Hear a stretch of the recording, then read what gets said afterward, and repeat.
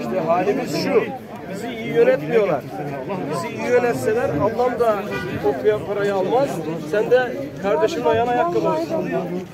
Sen servet almışsın ya. Yani vallahi sen arsa almışsın. Vallahi başkası.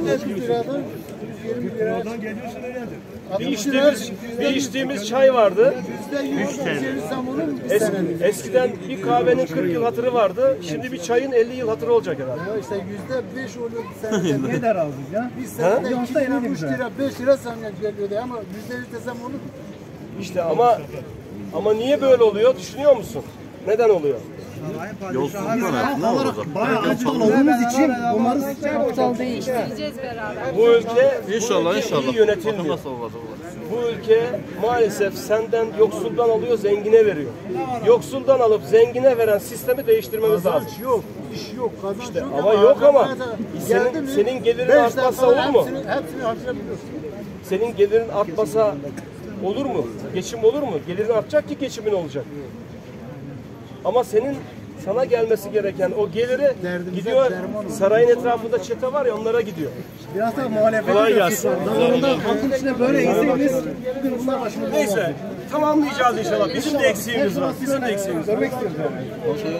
Kamuda çalışıyorduk, hani 1 milyon kadın işe almayı. Bir de o kasada kadına geçtik. 4 gün çalıştıktan sonra ondan sonra bir gün geldiler ki hani gününü size emekli eder, tamam güzel emekli ödedi ama bizi emekli ederken hiç emeklisi olmadı. Şu anda bizim arkadaşlarımız 60 milyon maaş alırken artık kendi alırken bizi emekli edeceğim ve veriyorlar 2,5 milyon. O da yetmiyor. Yani sizden şunu istiyorlar Sayın Vekilim, yani bunu bir meclise gündeme getirseniz. Mecliste değil, onunla ilgili yasal biz düzenlemeyi, kanun teklifini de verdik ama reddettiler. Yani bunlar herkesi ayırıyor. İşçiyi de ayırıyor, memuru da ayırıyor, emekliyi de ayırıyor, herkesi ayırıyor. Biz mağduruz yani.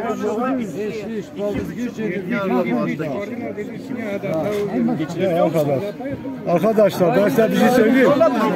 İş bu adamların elinde değil. Açlık sınırı kaç lira? Bu adamlar iktidar olmadan iş gelmez bu bize.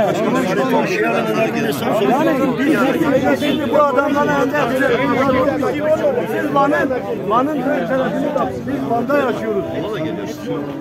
Bak, ben size şunu söyleyeyim. Bak bizim görüşmek üzere. İş değil. Bak bizim de 6 yıl birisi demiyor.